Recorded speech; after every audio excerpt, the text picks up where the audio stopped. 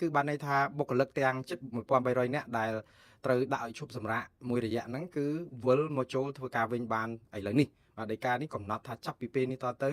រាល់បុគ្គលិកវិទ្យុសម្លេងសហរដ្ឋអាមេរិកទាំងអស់ដែលបានដាក់ឲ្យបញ្ឈប់ឬក៏សម្រាកពីការងារនោះគឺអាចវិលមកកន្លែងធ្វើការវិញបានហើយបានន័យថាអាចមានប្រាក់បៀវត្សអីដូចធម្មតានេះគឺជាជោគជ័យធំបំផុតសម្រាប់វិទ្យុសម្លេងសហរដ្ឋអាមេរិកព្រោះដីការបស់តុលាការនេះវាហាក់បីដូចជាថ្នាំខ្លាំងមួយគ្រាប់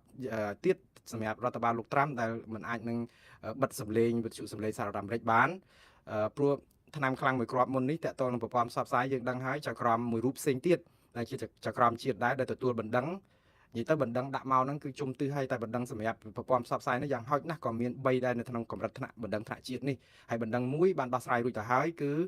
តកតងនឹងវិទ្យុអឺរ៉ុបសេរីដែលវិទ្យុអឺរ៉ុបសេរីហ្នឹងក៏បានទទួលមូលនិធិដោយធម្មតាអាចបើកដំណើរការវិញហើយបើតាមអ្វីដែលជាសេចក្តីសម្រេចរបស់ចៅក្រមពីថ្ងៃម្សិលមិញនោះឥឡូវនេះថ្ងៃនេះគឺយើងមានសេចក្តីសម្រេចមួយរបស់តុលាការជាតិផ្សេងមួយទៀតនៅរដ្ឋធានី Washington ដែលកាន់សំណុំរឿងរបស់វិទ្យុសម្លេងសហរដ្ឋអាមេរិកបានន័យថាវិទ្យុសម្លេងសហរដ្ឋអាមេរិកអាចនឹងមាននិយាយទៅគឺអាចឲ្យបុគ្គលិកបន្តការងាររបស់ខ្លួនឡើងវិញសំណួរសួរអញ្ចេះទៅវិញថាតើពេលឲ្យបុគ្គលិកបន្តការងាររបស់ខ្លួនទៅវិញមានន័យថាត្រូវតែបើកស្ថានីយ៍វិទ្យុសម្លេងផ្សាយសហរដ្ឋអាមេរិកឡើងវិញឬក៏យ៉ាងណានៅក្នុងដីកានេះមិនបានកំណត់ថាវិទ្យុសម្លេងសហរដ្ឋអាមេរិកត្រូវតែបើកទ្វារភ្លាមនៅពេលនេះឥឡូវនេះទេប៉ុន្តែបានន័យថាបុគ្គលិកអាចចូលបម្រើការងារវិញបានហើយចឹងក្នុងន័យនេះយើងអាចបកស្រាយទៅចេះទៅវិញថាបើសិនជាបុគ្គលិកបានមកចូលការងារវិញហើយចឹងបានន័យការងាររបស់គាត់ធ្វើអីមានតែផ្សព្វផ្សាយអញ្ចឹងគាត់អាចផ្សព្វផ្សាយបន្តបានទៀតហើយបើសិនជាគាត់ត្រូវការផ្សព្វផ្សាយគ្រាន់តែថាដីកានេះគឺជាដីការក្សាការពារបានន័យថាគឺបណ្ដោះអាសន្នទប់កុំឲ្យរដ្ឋបាលលោកត្រាំបញ្ឈប់ពួកគាត់ដោយតាមអំពើចិត្តតែប៉ុណ្ណោះឯងពាក្យថាតាមអំពើចិត្តនេះគឺជាភាសារបស់ចៅក្រមនេះឯងបាទគឺចៅក្រម James Atkin ដែលជាចៅក្រមជាតិនៅឯរដ្ឋធានី Washington ដែលលោកបានបញ្ជាក់ថាការដែលបិទស្ថានីយ៍វិទ្យុសម្លេងសហរដ្ឋអាមេរិកយ៉ាងបន្ទាន់បង្ខំតាមមួយថ្ងៃគិតភ្លាមបិទភ្លាមបែបនេះគឺអ្នកបិទហ្នឹងគឺមិនបានគិតអំពីផលវិបាកដែលនឹងកើតមានឡើងទេនេះគឺបានន័យថាធ្វើទៅតាមគំសួលអារម្មណ៍ដែលគិតភ្លាមធ្វើភ្លាមតែមិនអាចគិតអំពីផលវិបាករបស់វានេះគឺជាប្រសាសន៍របស់លោកចៅក្រម James ដែលលោកបានមានប្រសាសន៍ដូច្នេះហើយលោកចាត់ទុកថាការបិទវិទ្យុសម្លេងសហរដ្ឋអាមេរិកឬក៏ផ្ដាច់ថវិកានេះគឺជាអំពើធ្វើតាមតែអំពើចិត្តហើយដែលផ្ទុយនឹងរដ្ឋធម្មនុញ្ញទៅទៀតបាទបំពេញគោលការណ៍រដ្ឋធម្មនុញ្ញដោយសារតែមូលនិធិដែលបានផ្ដល់ជូនស្ថានីយ៍ផ្សាយសម្លេងទាំងអស់នេះគឺអនុម័តដោយរដ្ឋសភាជាកញ្ចប់ថវិកាដែលអនុម័តដោយរដ្ឋសភាដែលមិនអាចរដ្ឋាភិបាលធ្វើអ្វីរំលងបានទេដូច្នេះនៅក្នុងសេចក្តីសម្រេចនេះយើងឃើញហើយគឺច្បាស់ថាវិទ្យុសម្លេងសហរដ្ឋអាមេរិកក៏ដោយវិទ្យុសម្លេងសេរីរបស់អឺរ៉ុបដែរគឺមានជីវិតជីវ៉ាឡើងវិញហើយនេះជាក្តីសាទរត្រេកអរយ៉ាងច្រើនសម្រាប់បងប្អូនដែលតាមដានតាំងពីដើមរៀងមកបើទោះបីជាភ័យហើយបើទោះបីជាមានអ្នកខ្លះត្រេកអរយ៉ាងណាក៏ដោយឥឡូវនេះគឺយើងឃើញថាអ្នកដែលគ្មានសម្លេងជាជនរងគ្រោះអ្នកដែលចង់បានព័ត៌មានពីស្ថានីយ៍វិទ្យុសម្លេងសហរដ្ឋអាមេរិកបានទទួលស្ដាប់ការផ្សាយរបស់ពួកគាត់ក្នុងពេលដ៏ឆាប់ខាងមុខនេះបាទនេះគឺតាមរយៈដីកានេះតើដីកានេះមានន័យយ៉ាងដូចម្តេចទៀតសម្រាប់វិទ្យុអាស៊ីសេរីវិញបងប្អូនចេះតែទន្ទឹងមើលថាវិទ្យុសម្លេងសហរដ្ឋអាមេរិកនឹងសំខាន់ណាស់ទៅហើយក៏ប៉ុន្តែព្រះម្ចាស់ថ្លៃហើយគឺវិទ្យុអាស៊ីសេរីនេះគឺសំខាន់ជាងនឹងច្រើនដងទៅទៀតដោយសារអីវិទ្យុអាស៊ីសេរីគឺផ្ដោតខ្លាំងទៅលើអាស៊ីបើវិទ្យុអាស៊ីសេរីជាភាសាខ្មែរគឺទៅនិយាយទៅពីរឿងប្រទេសកម្ពុជានឹងតែម្ដងបើវិទ្យុអាស៊ីសេរីជាភាសាឡាវគឺនិយាយទៅពីភាសាប្រទេសឡាវអីចឹងវាខុសពីវិទ្យុសម្លេងសហរដ្ឋអាមេរិកដែលផ្សាយគោលការណ៍សហរដ្ឋអាមេរិក 70% ផ្សាយទៅលើកិច្ចការនៅតំបន់អាស៊ីប្រទេសកម្ពុជាអីហ្នឹងជាភាសាខ្មែរហ្នឹងគឺតែ 30% អីចឹងទេដូច្នេះបងប្អូននៅតែដាក់ទម្ងន់ខ្លាំងហើយចង់បានវិទ្យុអាស៊ីសេរីយ៉ាងសម្បើមខ្ញុំមិនថាវិទ្យុសម្លេងសហរដ្ឋអាមេរិកគ្មានសារៈសំខាន់ទេមានសារៈសំខាន់ច្រើនដូចគ្នាគ្រាន់តែថាវិទ្យុសម្លេងសហរដ្ឋអាមេរិកផ្សព្វផ្សាយច្រើនពីគោលនយោបាយសហរដ្ឋអាមេរិកដែលខុសពីវិទ្យុអាស៊ីសេរីដែលផ្ដោតទៅលើតែរឿងតំបន់អាស៊ីអាគ្នេយ៍ជាពិសេសគឺប្រទេសបើថាភាសាខ្មែរផ្សព្វផ្សាយតែភាសាខ្មែរនឹងតែម្ដងរឿងកម្ពុជានឹងតែម្ដងបាទដូច្នេះរឿងវិទ្យុអាស៊ីសេរីយ៉ាងម៉េចទៅវិញព្រោះអីនៅក្នុងគម្រោងរបស់បណ្ដាញសារព័ត៌មានគ្រប់គ្រងគេហៅថាប្រព័ន្ធផ្សព្វផ្សាយសកលឬក៏អន្តរជាតិរបស់សហរដ្ឋអាមេរិក USAGM ដែលជាមេបាជាអាណាព្យាបាលរបស់វិទ្យុ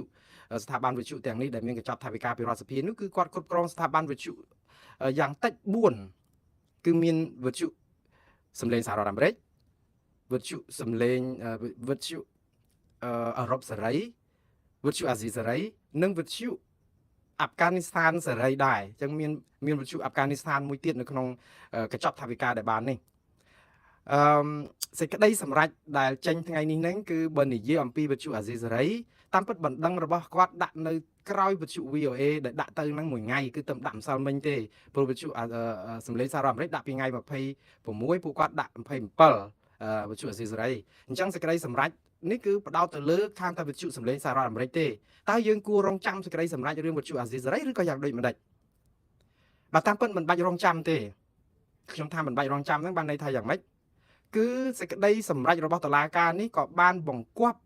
់ឬក៏បានបញ្ជាទៅឲ្យរដ្ឋបាលលោកត្រាំថាថវិកាជាតិដែលជាកញ្ចប់ថវិកាអនុម័តដោយរដ្ឋសភាដែលត្រូវផ្ដល់ឲ្យស្ថាប័ន USAGM ដើម្បីផ្គត់ផ្គង់ស្ថាប័នវិទ្យុទាំងប្រមាណនេះគឺដាច់ខាតមិនអាចបង្កកបានទេអញ្ចឹងបានន័យថាដីកានេះគឺទប់ការផ្ដាច់ថវិកាហ្នឹងហើយអញ្ចឹងថវិកានេះបានន័យថាបានទៅទាំងវិទ្យុអឺរ៉ុបសេរីវិទ្យុសម្លេងសហរដ្ឋអាមេរិកវិទ្យុអាស៊ីសេរីនិងវិទ្យុសេរីអាហ្វហ្គានីស្ថានដែរក្នុងន័យហ្នឹងបានន័យថាថវិកាហ្នឹងបើតាមដីកាហ្នឹងគឺវិទ្យុទាំងអស់នេះគឺបានលុយវិញដូចធម្មតាហើយអញ្ចឹងបានន័យថាវិទ្យុអាស៊ីសេរីក៏នឹងមានជីវិតជីវ៉ាដូចធម្មតាដែរគ្រាន់តែសេចក្តីសម្រេចនៅពេលនេះគឺសម្រេចទៅតែតាមបណ្ដឹងរបស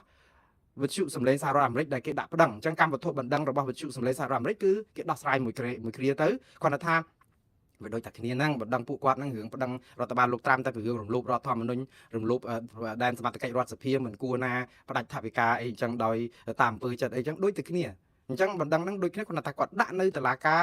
រដាក់នៅចក្រមខុសគ្នាដូច្នេះរយៈពេលក៏ខុសគ្នាការសម្រេចក៏នឹងធ្វើតាមដំណាក់កាលអញ្ចឹងដែរហើយយើងរំពឹងថាយ៉ាងយូរដើមសប្តាហ៍ក្រោយទេបើសិនខ្ញុំបានព្យាករណ៍កាលមុនដោយសារតែសេចក្តីសម្រេចទៅលើបណ្ដឹងរបស់ខាងវិទ្យុអឺរ៉ុបសេរី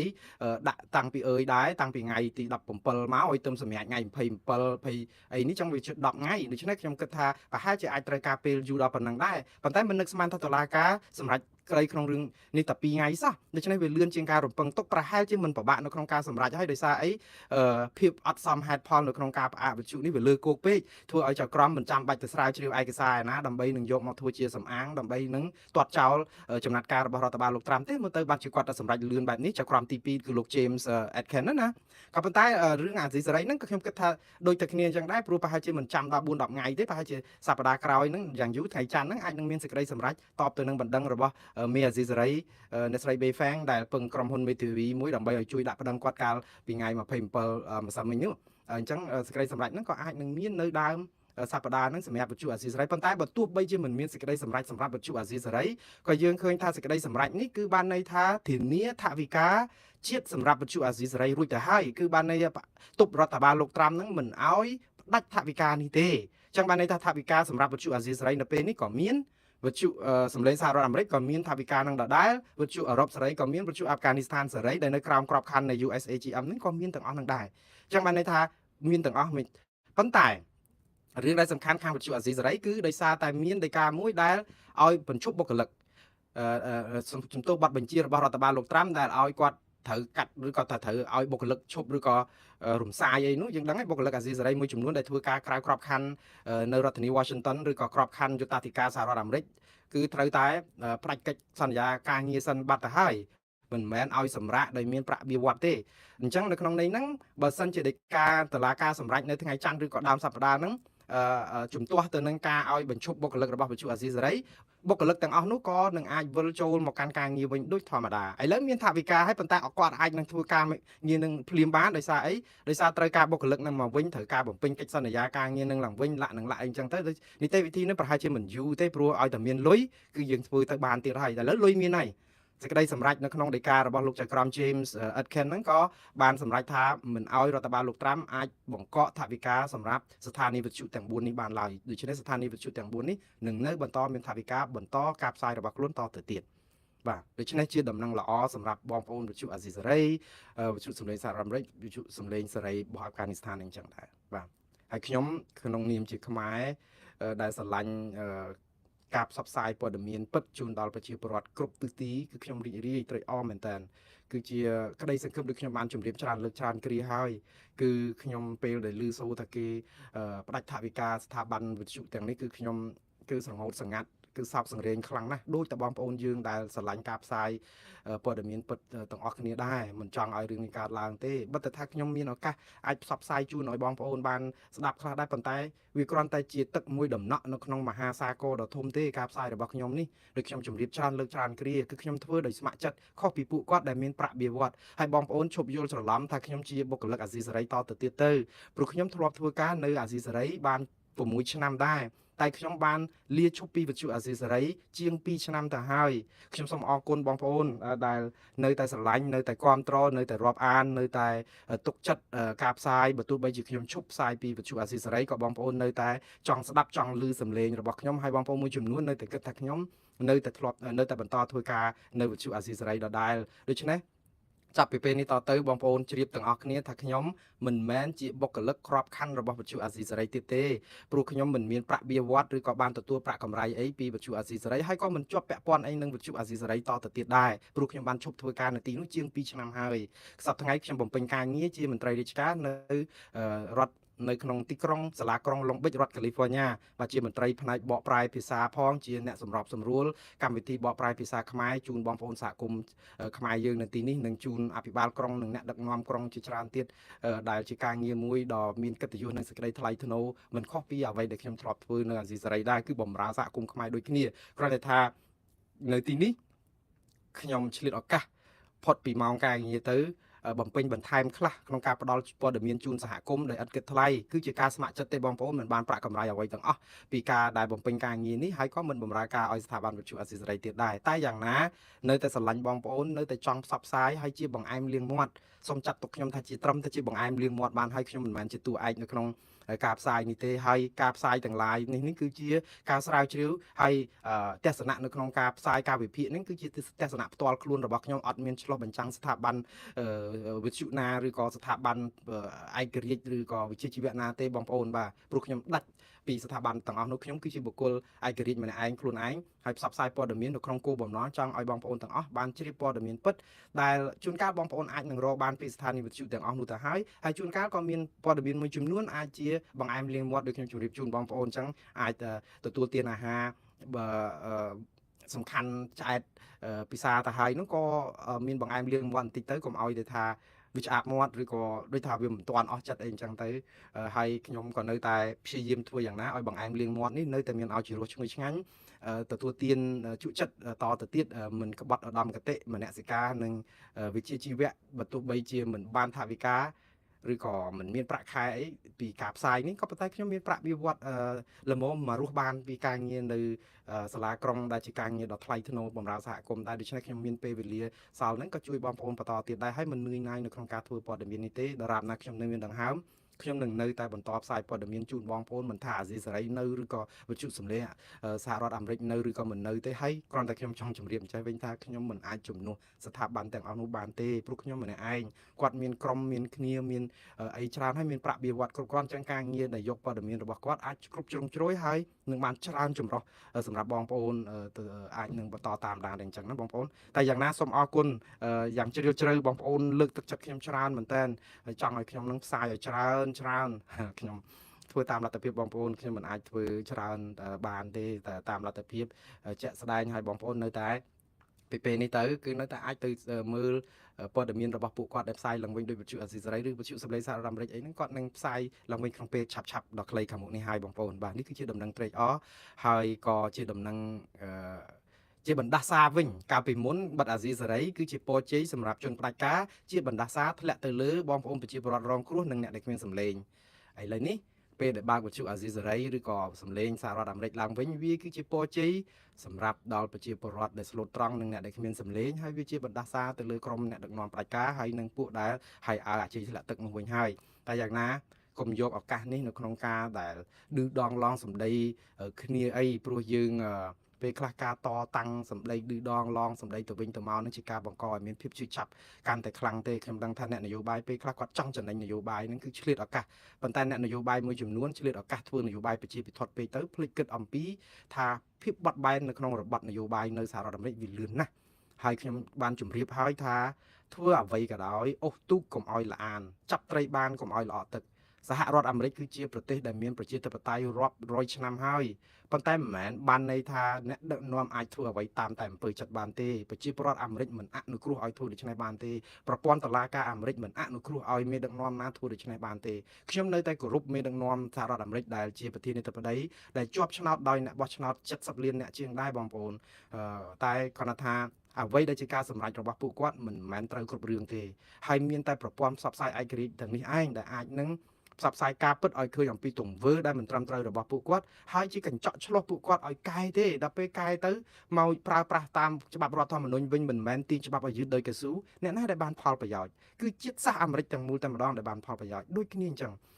មិនមែនសម្រាប់ប្រធានាធិបតីនិងក្រុមគាត់ឯណាបានផលប្រយោជន៍ទេ4ឆ្នាំដូរម្ដងប៉ុន្តែរដ្ឋធម្មនុញ្ញនិងប្រជាធិបតេយ្យអត់ដូរ4ឆ្នាំម្ដងទេគឺវាត្រូវតែនៅថិតថេរអញ្ចឹងរាប់រយឆ្នាំតទៅមុខទៀតអានេះហើយគឺជាគោលការណ៍ខ្លឹមដែលប្រជាពលរដ្ឋអាមេរិកទាំងអស់គ្នាត្រូវតែមានភាពក្លាហាននៅក្នុងការតតាំងហើយកុំផ្កាប់មុខខ្ញុំគោរពសម្លេងបងប្អូនទាំងអស់គ្នា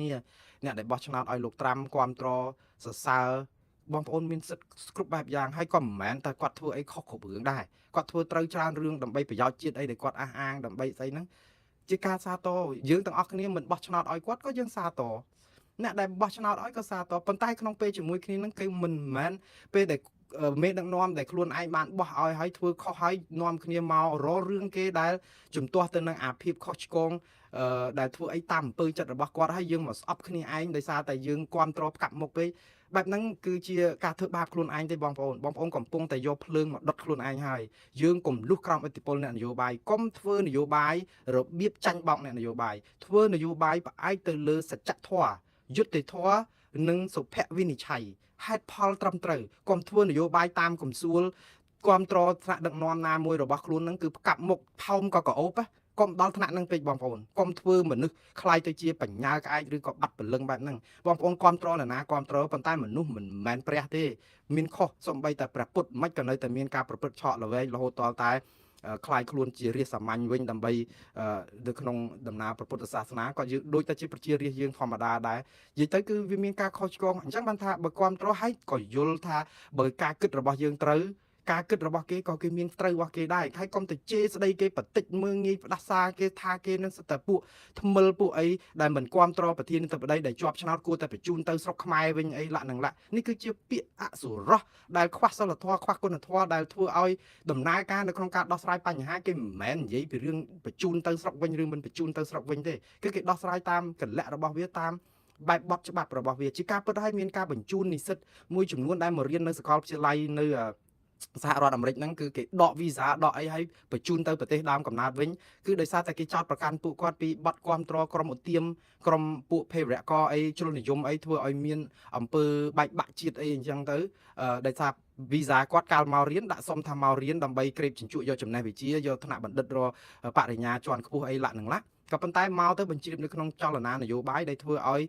បែកបាក់ជាតិរបស់សហរដ្ឋអាមេរិកចឹងគេមានហេតុផលនៅក្នុងការលុបវីសានឹងចោលដោយបងប្អូនមួយចំនួនដែលមកពីខ្មែរនឹងដែលរត់គេចពីរបបដែលតាមធ្វើទុកបុកម្នេញនៃរបបផ្ដាច់ការហ្នឹងគឺ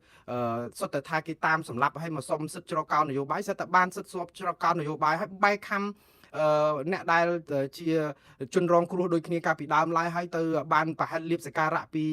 ីក្រុមអគុណសន្តិភាពអីណានោះឲ្យចាប់ផ្ដើមធ្វើប្រទេសប្រដាសបងប្អូនគេអាចនឹងលុបវីសាឬក៏ដកអ្វីដែលជាសិទ្ធិរស់នៅស្របច្បាប់របស់បងប្អូនបានតែមិនមែនជាការគម្រាមទេនៅក្នុងច្បាប់គេមានចែងអញ្ចឹងប៉ុន្តែកុំហួសហេតុគ្មាននរណាប្រាថ្នាចង់ឲ្យបងប្អូនមកដល់ទឹកដីអាមេរិកហើយនឹងត្រូវគេបញ្ជូនទៅវិញទេខ្ញុំសូមបួងសួងឲ្យបងប្អូនទាំងអស់គ្នានៅមានសេចក្តីសុខរស់នៅទីនេះប្រកបរបរទទួលទានតាមសមាអាជីវោទៅព្រោះជាអនាគតហើយកុំបំរើមហិច្ឆតានយោបាយផ្កាប់មុខគ្មានអ្នកណាត្រូវឥតខ្ចោះទេហើយខាងលោកនាយរដ្ឋមន្ត្រីហ៊ុនសែននិងក្រុមគ្រួសារតកូលហ៊ុនក៏មិនមែនធ្វើខុសគ្រប់យ៉ាងដែរក៏គាត់មានចំណុចត្រូវដែរហើយយើងក៏មិនមែនថាអាខុសក៏យើងក៏នៅតែត្រូវក៏យើងថាខុសក៏យើងថាខុសអញ្ចឹងវាអយុត្តិធម៌ទាំងអស់គ្នាក៏ប៉ុន្តែខុសត្រូវអីក៏ដោយថ្នាក់ដឹកនាំគឺត្រូវតែប្រកាន់ស្មារតីមួយគឺបង្រួបបង្រួមជាតិផ្សះផ្សាជាតិរកយុត្តិធម៌ជូនប្រជាពលរដ្ឋកុំឲ្យក្តៅក្រហាយហើយកុំបំបែកបំបាក់ស្មារតីប្រជាជនឲ្យស្អប់ខ្ពើមគ្នានោះបានជាហៅថាអ្នកដឹកនាំយើងអត់អាចថាកាន់បាក់យើងបានឈ្នះបានការពារកាន់បាក់គេយើងដឹងតែកំតិចកំចាយមិនអញ្ចឹងទេដូចគ្នាអញ្ចឹងដែរនៅសហរដ្ឋអាមេរិកបងប្អូនកាន់គណៈបកសាធារណរដ្ឋឬប្រជាធិបតេយ្យកាន់អីកាន់ទៅបងប្អូនអត់អីទេ ប៉ុន្តែកុំឆ្លោះគ្នារហូតដល់តែកាន់ខាងគណៈបកណាមួយដល់តែពេលមើលលែងឃើញគឺថាងងឹតឈឹងតែម្ដងនៅពេលដែលរដ្ឋាភិបាលចាប់ផ្ដើមបញ្ជូនជនអន្តោប្រវេសន៍ពីសហរដ្ឋអាមេរិកទៅប្រទេសដើមកំណើតវិញអាចធ្លាក់ប៉ះដល់ប្រជាពលរដ្ឋខ្លួនឯងយើងគ្រប់គ្រងលោកត្រាំផ្កាប់មុខតែម្ដងគឺថាបញ្ជូនទៅអីអញ្ចឹងទាំងខ្មែរគ្នាឯងហ្នឹងហើយខ្លួនឯងហ្នឹងជាអន្តោប្រវេសន៍ទាំងអស់គ្នាហ្នឹងតែគេបញ្ជូនមកពីជាជនភៀសខ្លួនហើយតាំងមកអះអាងខ្លួនតែទេខ្ញុំមកស្របច្បាប់ទេអ្នកក្រោយមកខុសច្បាប់បងប្អូន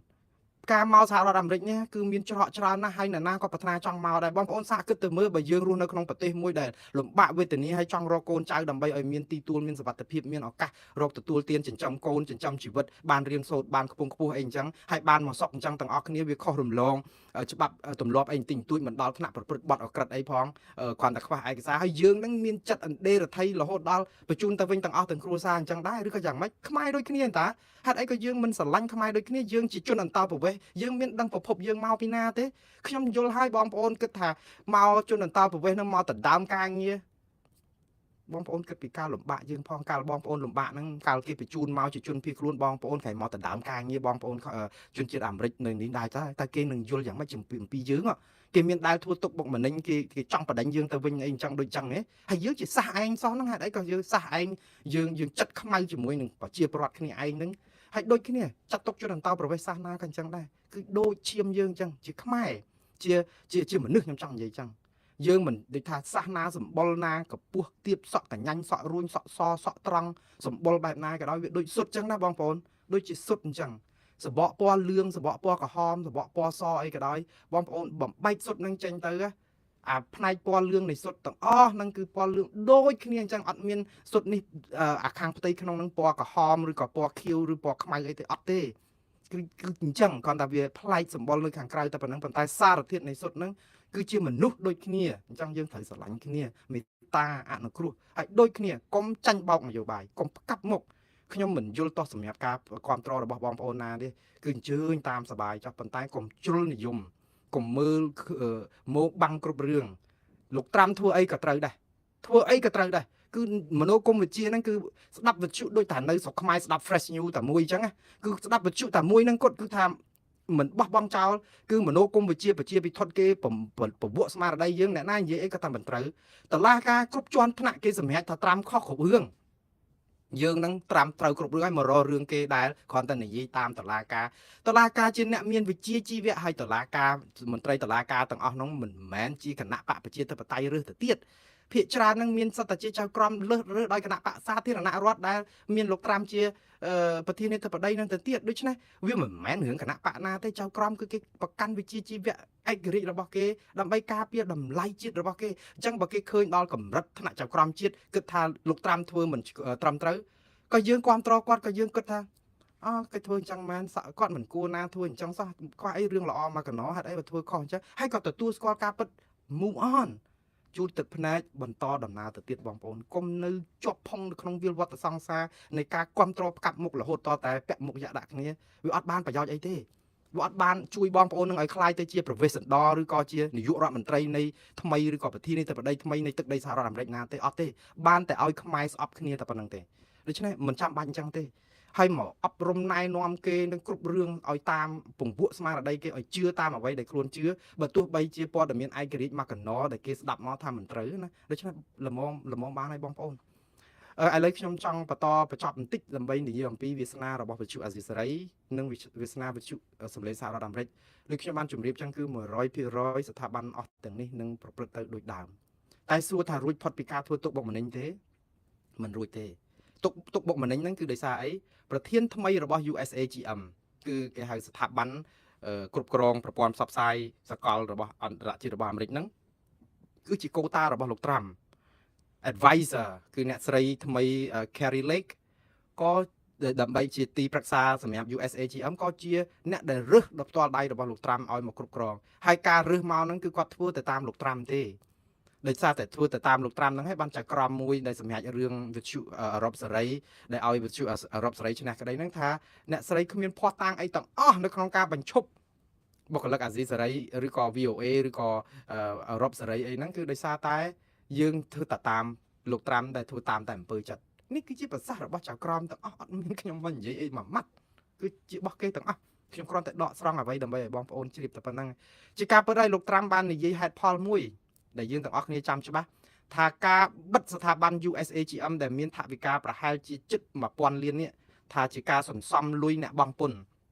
ព្រោះស្ថាប័ននេះមិនមែន Voice of America ទេគេហៅថា Voice of Radical America បានន័យថាសំឡេងនៃពួកឆ្វេងនិយមឬក៏ជ្រុលនិយមរបស់អាមេរិកមិនមែនតំណាងឲ្យសហរដ្ឋអាមេរិកអីចឹងទៅហើយថាអ្នកបង់ពន្ធអីហ្នឹងបើបិទស្ថាប័ននេះចោលអស់គឺលែងជាប់អាមេរិកនៅក្នុងការបន្តផ្ដាល់បង់ពន្ធឲ្យអ្នកទាំងអស់នេះចុះហេតុអីបានជាគាត់មកនិយាយជំនួសអ្នកបង់ពន្ធដូចខ្ញុំអីខ្ញុំបង់ពន្ធដែរតែខ្ញុំបានគិតដូចគាត់ផងហ្នឹងហើយអ្នកបង់ពន្ធមកកណោទៀតគេបានគិតដូចគាត់ផងហ្នឹងដូច្នេះការសម្រេចនេះគឺវាជាការសម្រេចឯកតបុគ្គលនៅក្នុងនាមជាប្រធានាធិបតីដែលមិនតំណាងឲ្យសម្លេងទូទៅឯណាដូច្នេះវាអត់មានអីប្លែកទេហើយគាត់ដឹងទៀតថាជៀសមិនផុតពីការបដិងផ្ដាល់ទេត្រៀមមេធាវីរួចទៅហើយចុះយើងធ្វើអីបើយើងដឹងថាបំពេញរដ្ឋធម្មនុញ្ញហើយនឹងមានការបដិងផ្ដាល់វានាំឲ្យតែខាតពេលអញ្ចឹងបាទខ្ញុំនិយាយថាអ្នកនយោបាយខ្លះគេចូលចិត្តភ្លើងច្បាំងអញ្ចឹងបងប្អូនតែបើយើងនៅក្បែរហ្នឹងឆាបឆេះសក់អស់លីងបើថាវាធ្វើមិនវាអកុសលអញ្ចឹងតែយ៉ាងណាភ្លើងច្បាំងនេះវានឹងឆេះឈួលមកភពទៅឥឡូវនេះចាប់ផ្ដើមនៅសល់កំណក់ខ្មៅនៃភ្លើងច្បាំងយើងនាំគ្នាស្រោចទឹកបន្តិចតួចទៅដើម្បីយកផ្សិតកញ្ចោផ្សិតច្បាំងយកមកទទួលទានទៅក៏វាបានល្អទៅវិញហើយអ្វីនឹងថ្នាលនេះក៏នឹងអាចចម្រើនតទៅទៀតបានដែរបាទហើយខ្ញុំត្រេកអរចំពោះសាទរចំពោះការវិវត្តថ្មីនេះហើយសង្ឃឹមថាវិទ្យុអាស៊ីសេរីនិងវិទ្យុសំឡេងសហរដ្ឋអាមេរិកនឹងបើកទ្វារនៅពេលឆាប់ខាងមុខនេះហើយសូមជូនពរឲ្យបងប្អូនអតីតសហការីខ្ញុំនៅវិទ្យុអាស៊ីសេរីមិត្តភក្តិខ្ញុំនៅវិទ្យុសំឡេងសហរដ្ឋអាមេរិកជួបតែសេចក្តីសុខគ្រប់ប្រការបន្តផ្ដល់ព័ត៌មានជូនប្រជាពលរដ្ឋយើងតទៅទៀតដែលពួកបងប្អូនចាំផ្លូវខ្លាំងណាស់ដូចថាតែសាហើយជាទីបញ្ចប់ក៏ខ្ញុំសូមឆ្លៀតឱកាសនៅពេលដែលមានដំណឹងល្អដំណឹងរីករាយក៏យើងមានដំណឹងក្រៀមក្រំចិត្តដែរខ្ញុំនៅឯនាយសមុទ្រនៅសហរដ្ឋអាមេរិកមិនដែលភ្លេចពីបងប្អូនខ្មែរយើងទេជាពិសេសពលករខ្មែរនៅប្រទេសថៃជាង2លានអ្នកបងប្អូនយើងទៅធ្វើជាកញ្ចេះនិយាយទៅលក់ពលកម្មគេអាសូរណាវិស័យសំណង់ហ្នឹងច្រើនជាងគេវិស័យកសិកម្មវិស័យរោងចក្រហ្នឹងក៏មានដែរយើងទៅធ្វើការដែលសឹងទៅថាជនជាតិថៃគេឈប់ធ្វើហើយមានយើងមានភូមាគឺថាដុករណែលទៅគ្រប់ហើយរោងចក្រកន្លែងណាដែលលំបាកកន្លែងណាដែលប្រើពលកម្មខ្លាំងហើយគ្រោះថ្នាក់ខ្លាំងហ្នឹងគឺមានខ្មែរយើងនឹងភូមាហើយឥឡូវរញ្ជួយដី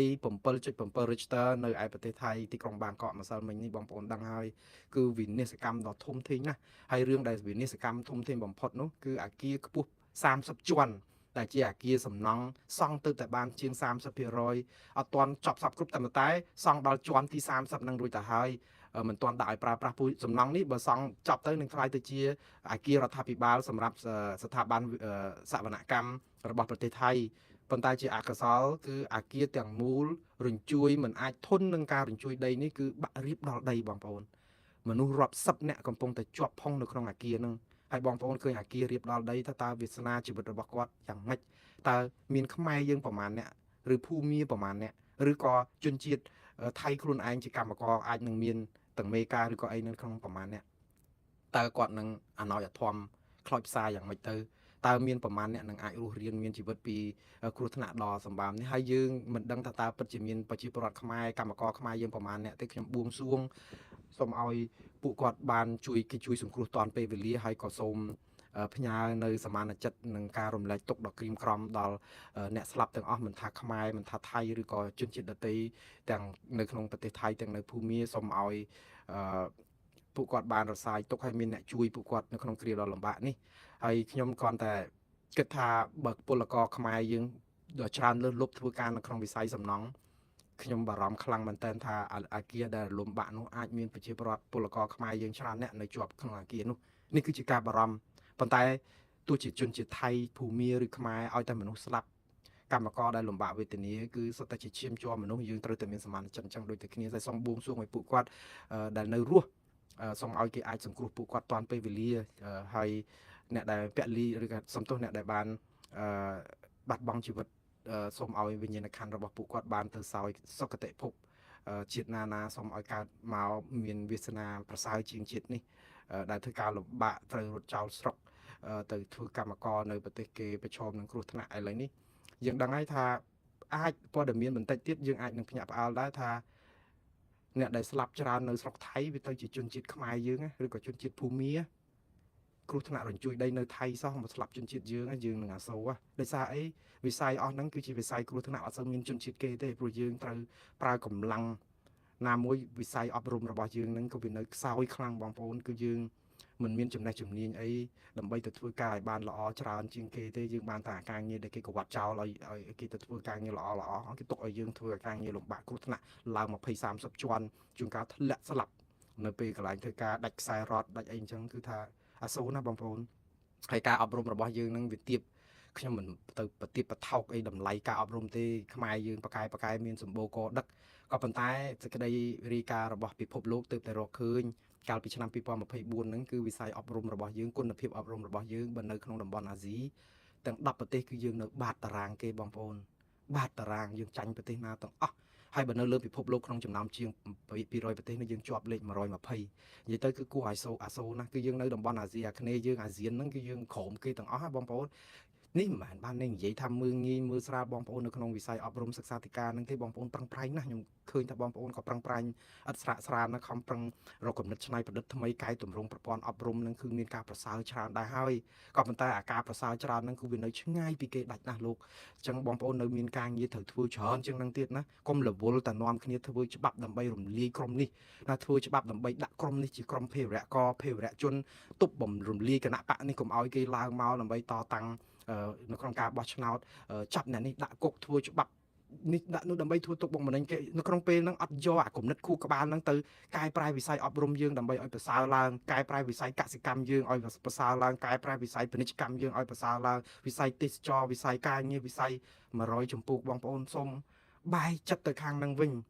កុំយកអាពេលវេលាមានតម្លៃចំណាយពេលអង្គុយនៅក្នុង Facebook ហ្នឹងទៅរកតែ comment អ្នកណាមកហ្នឹងដើម្បីជេរដើម្បីពមៀនដើម្បីគំរាមគេថ្នាក់ដឹកនាំហ្នឹងក៏អញ្ចឹងដែរប្រាក់ខែគេឲ្យអស់លោកទៅហ្នឹងមិនមែនមកឲ្យអង្គុយឆ្លើយតប Facebook ដើម្បីស្អីណាអ្នកនេះនិយាយតតាំងកូនចៅឯងនៅណាទៅរកម៉ែឪដល់ភូមិដល់ឃុំដើម្បីធ្វើទុកបុកម្នេញគេមិនមែនអញ្ចឹងទេបងប្អូនយើងនៅមានរឿងច្រើនណាស់ហេតុអីបានជាអស់លោកចំណាយពេលវេលាដែលជាប្រាក់ខែរៀសដែលបង់ឲ្យដល់ញើសឈាមពិបាកចង់ងាប់អត់ព្រមគិតរឿងវិជ្ជមានយើងគិតតែពីរឿងបំបែកបំបាក់យកគ្នាជាសត្រូវបែបនេះហេតុអីក៏អស់លោកមិនព្រមគិតឥឡូវយើងមើលនេះតួលេខនេះខ្ញុំនឹងបញ្យល់លម្អិតនៅក្នុងការផ្សាយលើក្រោយរបស់ខ្ញុំនិយាយពីវិស័យអប់រំរបស់យើងខ្ញុំនិយាយនេះគឺមិនបានបន្ទុយផ្អាកទេខ្ញុំសូមអធិស្ឋានថាជនជាតិយើងក៏ឆ្លាតដែរប៉ុន្តែយើងត្រូវដឹងថាកញ្ចក់វាស់របស់យើងជាឆ្លោះរបស់យើងគឺយើងមើលប្រទេសគេទៅដល់ណាអស់ហើយគេទៅដល់ឋានប្រច័ណ្ឌអស់ហើយយើងនឹងនៅតែមកជជែករឿងលូមួយកង់$40ហ្នឹងឯងបងប្អូនភ្ញាក់ខ្លួនឡើងណាយើងនៅពេលវេលាដែលត្រូវតតាំងដោះស្រាយបញ្ហាច្រើនណាស់កុំនាំគ្នាមួយថ្ងៃអង្គុយត្រេកអរអីរឿងអាស៊ីសេរីបិទរឿងវិទ្យុសម្លេងសហរដ្ឋអាមេរិកបិទវាអត់បានចំណេញដល់ជាតិយើងទេប្រជាពលរដ្ឋត្រូវការវាហេតុអីបានជាអស់លោកយកសតិអារម្មណ៍ខួរក្បាលមកគិតពីរឿងអញ្ចឹងទៅវិញនេះជាអំពើបាបតាអំពើកុសលគឺសោកស្ដាយដែរទៅព្រោះជាផ្នែកជាចំោះរបស់បងប្អូនដែរតាមិនអញ្ចឹងវាមិនពេញចិត្តបងប្អូនដែលធ្វើខុសហ្នឹងប៉ុន្មានឲ្យគេស្រាតខោប៉ុន្តែវាបានប្រយោជន៍ដល់ប្រជាជនយើងតែហើយបើជាថ្នាក់ដឹកនាំក្រែងដើម្បីប្រជាជនហើយបើយើងដឹកនាំដើម្បីតែគ្រាន់តែក្រុមបកពួករបស់យើងហើយមកសាទរការបិទវិទ្យុសម្លេងសហរដ្ឋអាមេរិកវិទ្យុអាស៊ីសេរីចំណាយពេលវេលាឲ្យក្រុមរបស់ខ្លួននឹងដើរជេរដើរអបអរសាទរផឹកស៊ីដើម្បីឲ្យធ្វើប្រជាពលរដ្ឋមានការថ្នាំងថ្នាក់ចិត្តតើបើអស់លោកយកពេលវេលាហ្នឹងទៅអង្គុយគិតពីគោលនយោបាយដើម្បីកែប្រព័ន្ធអប់រំប្រព័ន្ធស្អីផ្សេងៗដែលខ្ញុំបានជម្រាបមិញតើវាចំណេញជ្រះប៉ុណ្ណាខ្ញុំសូមអស់ត្រឹមប៉ុណ្ណឹងហើយនៅតែបួងសួងម្ដងទៀតសូមឲ្យបងប្អូនពលករខ្មែរនៅប្រទេសថៃនឹងបានរួចផុតភ័យពីគ្រោះដ៏ចង្រៃនេះហើយសូមឲ្យបងប្អូនទាំងអស់គ្នាទាំងថៃទាំងលាវទាំងភូមាទាំងអីហ្នឹងដែលរងគ្រោះហ្នឹងមានការជួយគ្រប់គ្រងដោះស្រាយបញ្ហាទុក្ខលំបាករបស់គាត់បានទាន់ពេលវេលានៅក្នុងគ្រាដ៏លំបាកនេះបាទសូមអរគុណនិងសូមជម្រាបលាបងប្អូនត្រឹមប៉ុណ្ណេះបាទ